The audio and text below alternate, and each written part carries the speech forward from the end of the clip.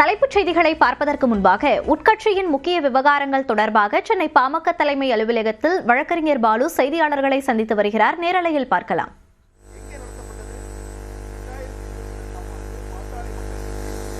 தலைவராக மருத்துவர் ஐயா அவர்கள், ஜி.கே. மணி அவர்கள் எல்லோரும் கலந்து கொண்ட கூட்டத்தில் அங்கே அவருக்கு தலைவராக தேர்ந்தெடுக்கப்பட்டார். தொடர்ந்து தற்பொழுதும் தலைவராக இருந்து கொண்டிருக்கிறார். இதில் என்ன மோசடி வந்து விட்டது? மாற்றப்பட்டதா? மணி இதற்கு முன்பாகவே கட்சியினுடைய அலுவலகத்தை 2013 மாற்றி ஒரு கடிதத்தை கொடுத்தீர்கள். அது போர்ஜரி இல்லையா? அது ஃப்ராட் இல்லையா? அதற்காக உங்கள் மீது நாங்கள் புகார் கொடுக்க முடியாதா? வேண்டாம், இதை மேலும் மேலும் பெரிதாக்க வேண்டாம் என்று நாங்கள் அமைதியாக இருந்து கொண்டிருக்கிறோம். இந்த பத்திரிகையாளர் சந்திப்பின் மூலமாக ஒன்றை சொல்லுகிறேன். உள்ளபடியே புகார் கொடுக்க வேண்டும் என்று சொன்னால் சென்னை உயர்நீதிமன்றத்தில் தொடரப்பட்ட ரிட் மனுவில் அவர்கள் சொல்லி இருக்கக்கூடிய செய்தி அவதூறானது, தவறானது. நீதிமன்றத்தில் தவறான தகவல் சொன்னதற்காக பெர்ஜரி வழக்கை அவர்கள் மீதுதான் நாங்கள் தாக்கல் செய்ய வேண்டும். அதேபோன்று டெல்லியில் தொடரப்பட்ட வழக்கிலும் உண்மைக்கு புறம்பான தகவல்களை பிரமாண பத்திரத்தில் தாக்கல் செய்திருக்கிறார்கள். இதையெல்லாம் நாங்கள் பார்த்துவிட்டு அமைதியாக இருந்து கொண்டிருக்கிறோம். அவர்கள் வெறுப்பிலே, வேதனையிலே, பாட்டாளி மக்கள் கட்சி வலுவாக பலமாக மருத்துவர் அன்புமணி ராமதாஸ் அவர்கள் பின்னால் இருக்கிறது என்பதை புரிந்து கொண்டு இவர்கள் செயல்படுகிறார்கள்.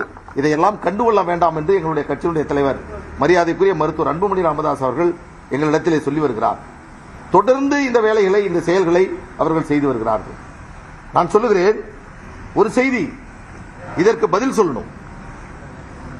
ஏப்ரல் மாதம் 9ஆம் தேதி 2025ஆம் ஆண்டு அரசியல் தலைமை குழு கூட்டம் கூடி அதில் கட்சியினுடைய தலைவராக இருந்த மருத்துவர் அன்புமணி ராமதாஸ் அவர்களை நீக்கிவிட்டு செயல் தலைவராக அறிவித்துவிட்டு கட்சியினுடைய தலைவராக மருத்துவர் ஐயா அவர்கள் நியமனம் செய்யப்பட்டுள்ளார் என்று சென்னை உயர்நீதிமன்றத்தில் தாக்கல் செய்த மனுவிலும் டெல்லியில் தாக்கல் செய்த மனுவிலும் தேர்தல் ஆணையத்தில் கொடுத்த அவர்கள் 8 புகார்களை கொடுத்திருக்காங்க. 8 மனுக்களை தேர்தல் ஆணையத்தில் கொடுத்திருக்காங்க.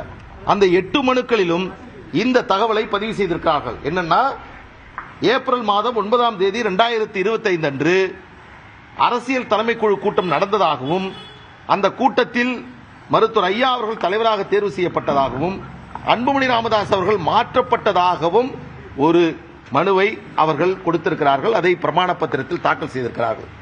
எங்கே இந்த அரசியல் தலைமை குழு கூட்டம் நடந்தது? தேர்தல் ஆணையத்தில் தவறான தகவலை கொடுத்து கடிதங்களை 8 கடிதங்களை கொடுத்து தேர்தல் ஆணையத்தை ஏமாற்றி இருப்பது ஜி.கே. மணியினுடைய குரூப்.